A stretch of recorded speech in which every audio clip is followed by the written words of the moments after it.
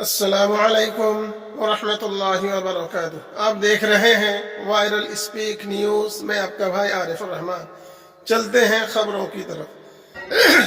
किसान आंदोलन काफ़ी दिनों से चल रहा है। सरकार के साथ बातचीत होने के बाद भी नाकामियां हासिल हुई है। किसान आंदोलन जब से चल रहा है, अंधभक्त और बीजेपी के बड़े बड़े लीडरान तरह तरह की बकवासबाजियां कर रहे हैं, किसानों को गाली दे रहे हैं, पर इससे किसान आंदोलन कम नहीं हुआ। किसान आंदोलन बारिश में भी और कड़ाके की ठंड में भी किसान आंदोलन की तादाद बढ़ता ही जा रहा है और किसान आंदोलन बढ़ चढ़ कर किसान आंदोलन कर रहे हैं। किसान संगठन के नेता राकेश टिकैत का कहना है कि अभी ये तो एक झलक है, अभी और अब तो पूरी पिक्चर ही बाकी है। किसान आंदोलन कल बुध के दिन, जुमेरात के दिन जो आंदोलन हुआ, ट्रक मार्च निकाला गया। ट्रैक्टर लगभग 16,000 ट्रैक्टर थे और लाखों की तादाद में लोगों की भीड़ थी और आंदोलन बहुत शांतिपूर्ण तरीके से किया गया और इस आंदोलन को सफलता देखकर बीजेपी में मातम मच गया। ऐसे ही आंदोलन चल रहा है। एक वक्त था जो CA/NRC के खिलाफ शाहीन बाग चल रहा था, तो दिन ब दिन उनके आंदोलन में लोग इकट्ठा हो रहे थे और आंदोलन को सपोर्ट ही मिल रहा था। ऐसे ही ये किसान बाग है जो दिन ब दिन इनको सपोर्ट मिल रहा है और ये आंदोलन बढ़ता ही जा रहा है, पर सरकार है कि अपने अखाड़े पे जमी हुई है और किसानों की बात सुनने के लिए तैयार नहीं है।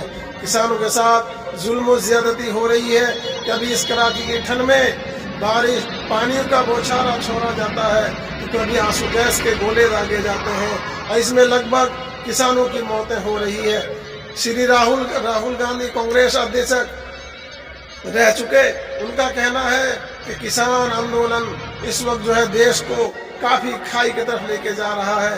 मोदी सरकार को चाहिए कि किसानों की बात को सुने और उनकी तीनों काले कानूनों को वापस ले और किसानों को संदेश दे भाईचारगी का और पैगाम मोहब्बत का इजहार करे, ताकि किसान भाई हमारे खुशी खुशी अपने घरों को वापस चले जाए। पर मोदी सरकार है कि किसानों की बात को सुनने के लिए तैयार नहीं है।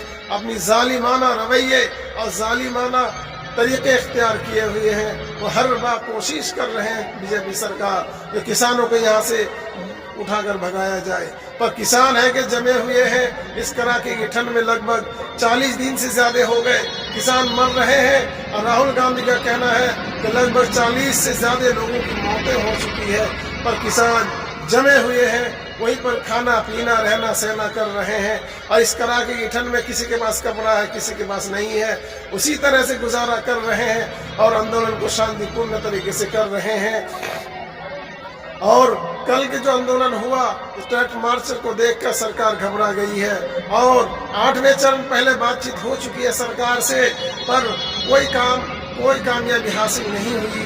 पर अब जो है बीजेपी सरकार 9वें चरण की बात के लिए तैयार हो गई है और इस 9वें चरण में अगर कामयाबी मिलती है तो किसान संगठन के नेता राकेश टिकैत का कहना है कि ठीक, हम तो शांतिपूर्ण चाहते हैं और सरकार अपने कानून को वापस ले। अगर ऐसा नहीं होता है तो फिर हम 26 जनवरी को जो है चक्का जाम करेंगे और पूरे दिल्ली का घेराव करके किसान आंदोलन का एक मोर्चा पूरे दिल्ली में दाखिल कर देंगे, ताकि सरकार को लगे कि किसान झुकने वाले नहीं, सरकार झुकने पर मजबूर हो जाए और घुटने के बल सरकार किसानों से बात करने के लिए तैयार हो जाए और किसानों की बात सुने, अपने तीनों काले कानूनों को वापस ले है।